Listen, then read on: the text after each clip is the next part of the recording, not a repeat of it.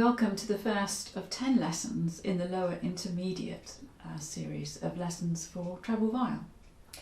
We're going to be covering some viol player book 2 and all of viol player book 3 in these 10 lessons, and the idea is that you, depending on the rate that you're going through these books, is that you play the pieces in between the ones that I'm illustrating. I'm trying to do different pieces for each of the viols because these books have all the same repertoire for 3 viols. However, book 4 and 5 have different repertoire, so that'd be something to look forward to. I want to review first of all then posture and holding the viol, and I wonder whether you're still using your cloth. Fine if you are. Do you remember in the first lesson I said if you use a cloth like this it can really stabilise your viol and make you feel very comfortable and secure, so that you don't feel that you're going to drop it, which is a really big advantage. But of course you can put your cloth on and have the viol in the wrong place and it sort of still stays there. So I just wonder whether it's worth an experimentation at this stage, just to lose the cloth and see how you feel. So the first thing is no gripping with your legs, and the reason that we're talking about this posture has a lot to do with bowing, because when you sort out your posture with the treble viol, you want to be able to test where you are with your top string, with your bow, and so you see it needs to be at the distance down here from my leg to the bow. It needs to be a similar distance. Now, the reason that we're talking about this is that if you have your viol too low, all the sound gets trapped in your sort of knees. And the advantage, is there an advantage, say, is that your bowing arm can swing because it's low. So that's a good thing, but we don't want it so low that the sound just stays down here. And also it puts a lot of strain on your left hand because it's low down. If we have it high, first of all it feels like it's going to just move out of your knees, or pop out of your knees rather, because it's too high. So that's not going to work. If it's too high as well, your bow is suddenly cramped. And we don't want this to happen, shoulders to go up, we want the shoulders to come down, and for the arm to be heavy and relaxed, and really relaxed. So somewhere in the middle of that is a good position for your treble. One of the things about the syllabus that I wrote, the first thing on the syllabus is to say that to have a good tone and good control of the bow on all 6 strings, and that's for the elementary, that's the first requirement. So, and that includes the top string, and which of course on the viol is one of the hardest strings to play, the top string. So let's have a look at this. Right side tucked in, remember, not too much, as you won't be able to get round here, but certainly right side tucked in. So that should be parallel bow now. But do you see how easy it is for me to do this? And then if I'm following the camber of the bridge and not thinking about it, I can quite easily go down there. And can you see how the arm now is too long and it's going to make my bow come upwards? And this is something that's really worth considering. So next time you practice, see if you can do long bows. Do this as a warm-up. And see if your bow is parallel with the bridge. Now you can do this in 2 ways. One way you could do is looking in the mirror, and the other way is setting up a Zoom session on your laptop and putting a session on. Then you can see yourself in a mirror, and it's a really good way of checking your bow. When you've done that and you're happy with what you see, then close your eyes and see if your bow remains the same when your eyes are closed. And doing separate hand practice like this is just so invaluable for maintaining a good sound when we're going to be doing lots of new things with the left hand. Okay, so the first thing I want to look at now is Viol Player Book 2 in its chapter 4, and we're looking at chordal fingering. And this is where we have 2 fingers on the same fret. And the reason for this is to keep the resonance going in the viol,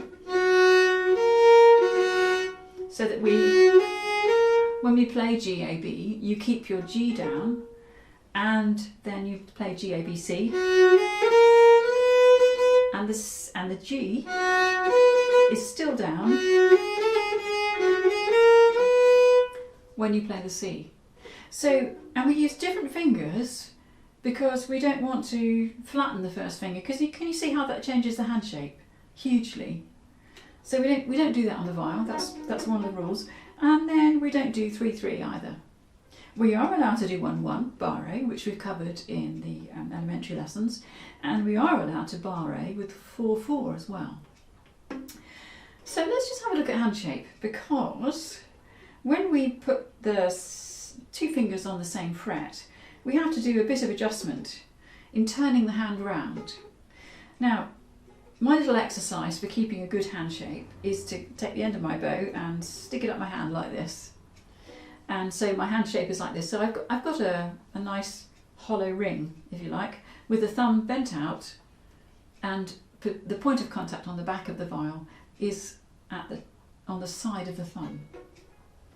And we did work hard, didn't we, on doing this, putting our left hand on and not looking, so that we don't end up doing this all the time, trying to see where we are. So try and feel your way if you can. Anyway, so now I've got my left wrist up. I don't have to move too far. If my wrist is down here, can you see how much of a movement that is? It's a huge movement. My wrist is down there, and then I'm coming up here.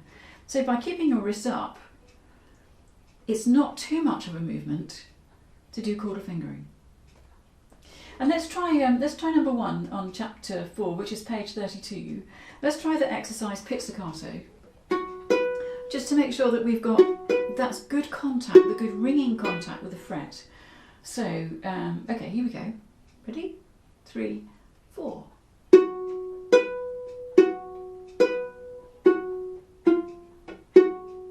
Okay, now let's do that with the bow. Here we go. 3, 4.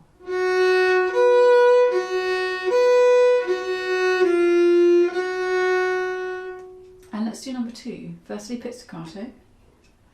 Actually, I'm not sure whether I've taught you to do this pizzicato, holding the bow. So I'm just going to quickly go through it now. So I'm here, holding my bow, and then I'm turning it up this way. So the horsehair is now facing upwards. And then from there, I've got my second, third and fourth finger now on the stick, gripping, and it's freeing up my thumb, which goes here, and my first finger on the string. So I'll just show you that again. So I'm from here, I turn the bow upside down, and as I've done that, I'm gripping with the second, third and fourth finger, freeing up the thumb and first finger, and off we go.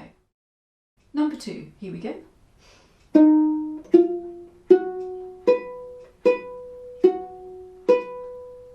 So that's the relationship between C and G, or G and C. Let's have a look at number 3, because this is exactly the same pattern, but up a string, up a couple of strings. Let's do number 3. Here we go. 3, 4.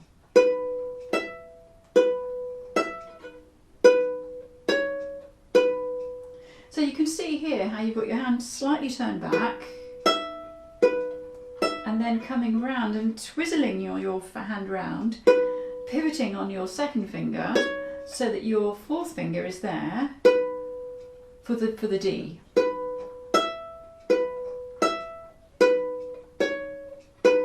Let's do that with the bow now. Here we go. 3, 4.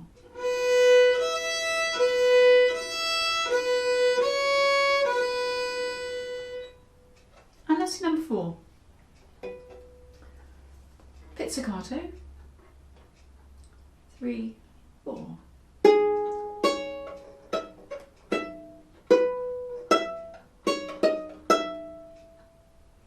And let's try number 4 again. Here we go. 3, 4.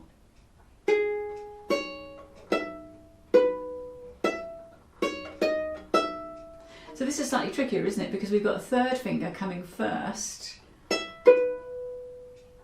rather than a second going up, we've got to find the position of that F with a 3 from nowhere, because it's open strings before, to do that. And this is what happens with chordal fingering. It's fine going upwards, but you have to add another finger coming downwards, don't you? So it takes a little bit of thought to begin with, but you'll soon spot the intervals. And the intervals are a fourth. So we're looking at fourths anywhere on the viol, which are now covered in different fingers. Of course, we've got open strings, they're fourths, so you already know the sound of a fourth. So you can either do it orally or looking at the music and seeing, spotting fourths as you go. Let's do number 4 with a bow. Here we go. So bow on string. Here we go. 3, 4.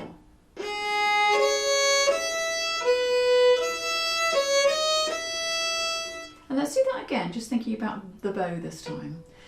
It's so easy, isn't it, when you do something new with the left hand, for the bow to go, oh, that wasn't quite as good as I wanted it to be. It wasn't as close to the bridge. Okay, let's try that again. Here we go.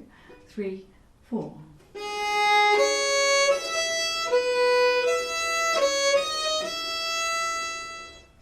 Okay, let's turn the page.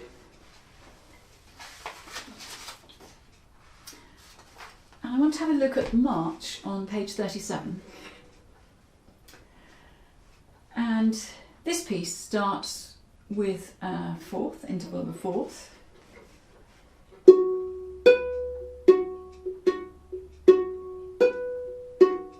So we've got those 2 fingers down for the first couple of bars. Let's play this through again. Oh, I just want to point out at the end of the first line there's a 2-2,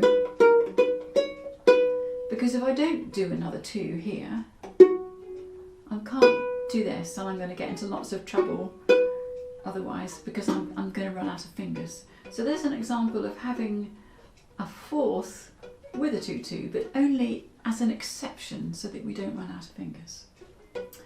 Okay, let's try this pizzicato.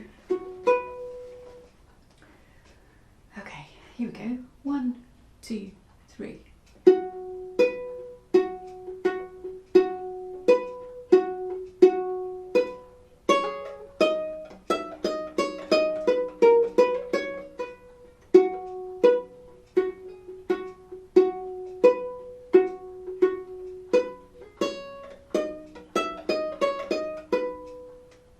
Okay, now let's try that with the bow. So we're starting with a crotchet on a back bow, so we only need to start about there on the bow, because that's about a crotchet's worth, isn't it? We don't need to start right down here because we've got a crotchet. Here we go, ready. So bow on string. Breathe in and breathe out, and as you breathe out, just sink down and feeling all the tension coming out of your right arm, your shoulders, and just feel like you've got that contact with the string. And you've got the contact through your arm and your second finger on the horsehair. Okay, here we go. 1, 2, 3.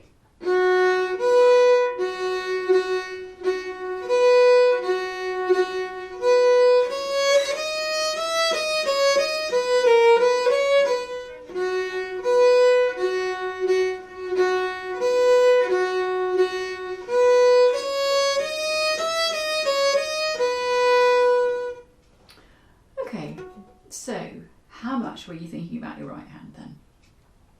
As I said before, it's so easy, isn't it, to just think about everything left-handed. And if you notice at the end of the first bar, there's a little dot there to sort of denote a shorter note, because it's an upbeat, a weaker, not a strong note. Let's try that again and see if we can get those notes weaker on the last beat where it says so. Here we go. 1, 2, 3.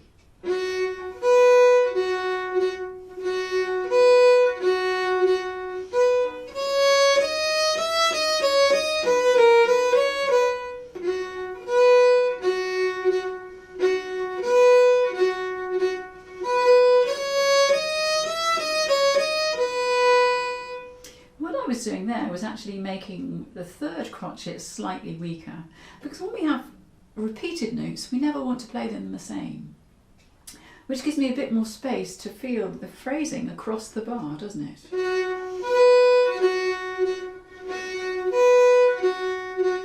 So it's almost like the staccato dot is almost in the wrong place. So if we can have a diminuendo on those on the second crotchet, that would be good, and then just make sure that the fourth beat in every bar is slightly weaker. Okay, so if we're doing this section now, that was maybe mezzo forte. If we were doing it mezzo piano, how could we do that? Well, we could use less bow.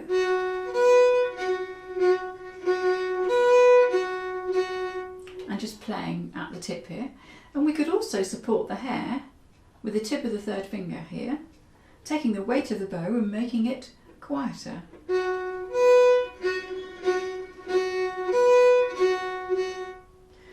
And we'll be talking more about this as we go on in these chapters in Book 2 and Book 3, about having a loud and a quiet bow and how you do that with the bow hold itself.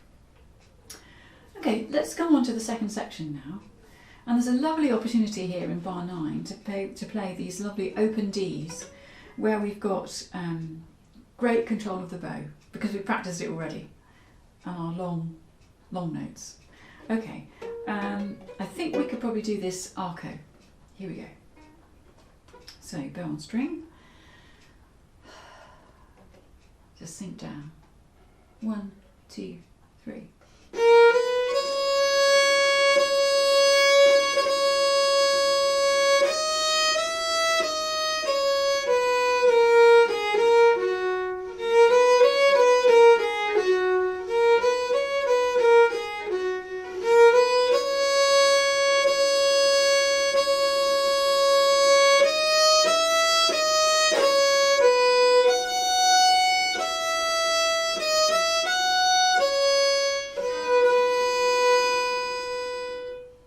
There's a lot in that, isn't there, in terms of the use of the bow and dynamics.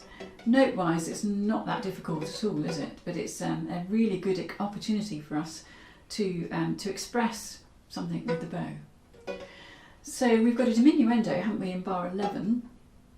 Let's go from bar 11. That'll be on a push bow, and play that with a diminuendo. So we're going to have decreasing amounts of bow, aren't we, here? Here we go. 3, 4.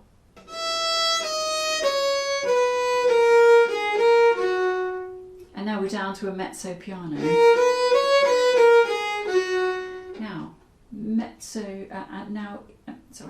Now we're down to a mezzo forte, aren't we? Not mezzo piano. So still quite big bow strokes. And that lovely echo that comes afterwards, again supporting the tip of the third finger here. Okay, now let's go from the last crotchet of bar 14 on the forte. And we've got a crescendo here, haven't we, at 17, going right up to that top G. Now, when you do the crescendo and going up to the top G, what's the chances of you really thinking about releasing your arm weight in your bow? Not tensing because it's loud, but actually releasing. Let's have a look at that. So this is the last crotchet of bar 14. 1, 2, 3.